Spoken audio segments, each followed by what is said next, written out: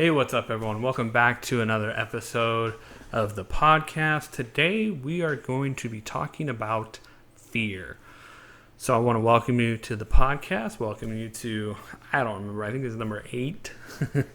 But let's jump into gratitude time. Today, I am thankful for the safe, smooth transition that we experienced from moving halfway across the country.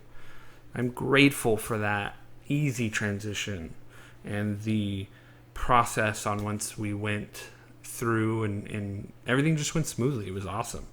So let us get into the heart of the matter. What's going on?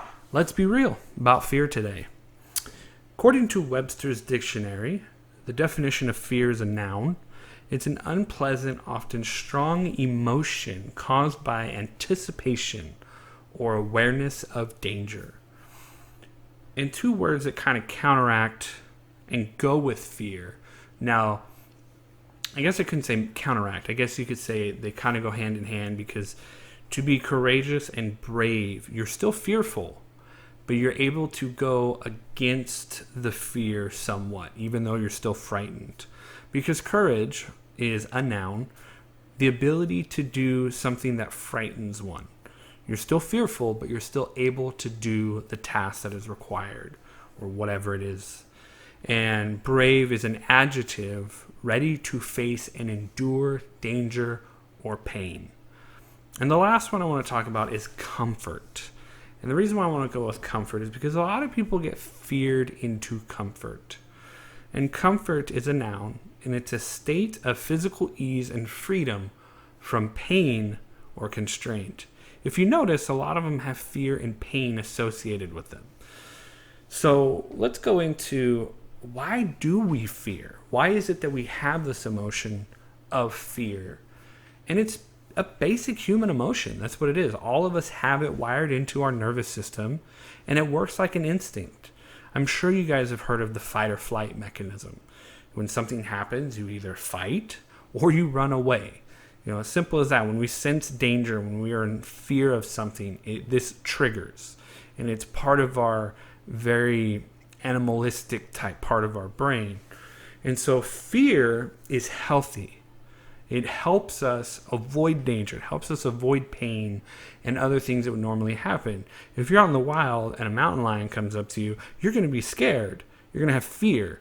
So that's going to either give you the adrenaline to fight this animal off, or enough adrenaline to outrun this thing. Now, I don't know if you can outrun a mountain lion, but you get my point. Now, a lack of fear can be a sign of brain damage. It's a sign that you may have something wrong with your nervous system or your brain, or some kind of connection going on there.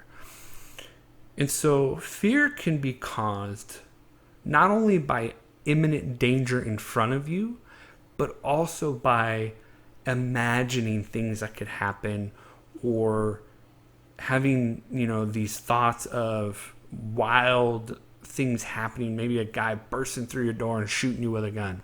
What are the chances of that happening? And is it happening right now? No, but you have that fear because you're thinking about that. There was times that we were driving, and all of a sudden the fear of just wrecking the car into somebody, or a tire blowing out and us losing control of the car, or all these different fears can manifest like that. And you have to be ready to look at that and go, okay, hold on.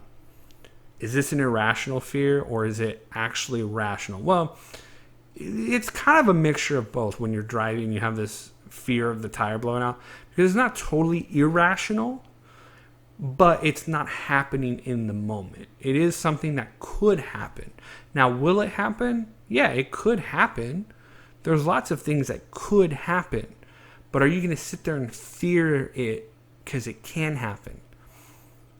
Fears can dictate your actions. So using that whole example of the tire blowing out while we're traveling across the states and everything, that is something I cannot control. Other than the fact that I can check the tire, make sure that the tire pressure is good, make sure the treads are good, make sure it's attached to the car correctly. There are so many things that I can control, but the one thing I can't control is some random piece of debris on the road that hits my tire, cuts it open, and boom, our tire blows up. I cannot control that. Now, I can control driving safely. I can control all those other aspects I talked about. But if you really think about it, I can't control that tire exploding. If it wants to explode, it's going to explode. There's nothing I can do about it. So why am I going to sit there and put myself in this stressful, anxiety type situation of fearing that that tire is going to explode? Using that, look at your life and look at all of the decisions you don't make because you have this fear of something bad possibly happening because you make a decision. I hear a lot of people a lot of times, well, what if this happens? What if that happens? You can play the what if game all you want. Fear will drive you into insanity, into madness, into comfort. Now, I know it seems weird to hear with insanity, comfort, but people stay comfortable in their safe little bubbles that they know is safe. Guess what? Nowhere around you is safe. You have this false sense of illusion that you're safe. One aspect of proving that is your job. A lot of people are like, well, I've been here for 15 years. I've showed up every day. I don't take vacation.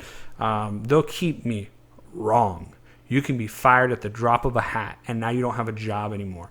But you've been led to think that you're safe being there. You think you're safe in your own home sometimes because you got security cameras and all this other stuff. Wrong.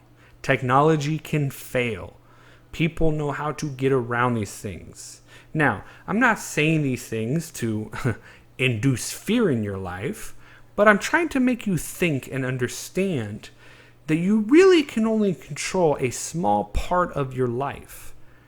And that small part of your life that you can control, guess what? Fear controls most of it because you allow it to control you. You allow it to come in and take that little bit of control you have over things, whether it being making a left turn rather than a right turn, or walking out your door, or driving the certain car that you drive. You let fear dictate a lot of the choices if you really sit down and think about it. So what I implore you to do is look at the things in your life that you don't make decisions on because you're fearful. And then really understand if it's a rational fear or irrational fear. Now, I want to go into some Q&A and reflection time, as some of you may or may not know from this. I'm going to ask you a bunch of questions. What? What I want you to do, part of the reflection time of this, is I want you to take the fears that you fear, the things that you think of, on a daily basis and write them down on a piece of paper. And manifest those fears physically in front of you on a piece of paper. Then I want you to ask yourself these 3 questions. Do they seem so scary now that you can see them on the paper? Are the fears you've written down irrational fears or rational fears? And lastly, can you control certain events or manifestations that these fears could arise from? Henceforth, driving your car, going outside, taking a walk in the park at night. All of these different fears that we've manifested over the years by watching TV and all these other movies and books and things people have told us. Think about it. And understand that what will happen regardless of what you think, see, or do, as far as fears go. I know a lot of times I deal with this with my loved ones. They told me I was batshit crazy for moving halfway across the country. They told me, hey, why are you moving over to Iowa? Aren't you scared? Do you know what you're going to do when you get there?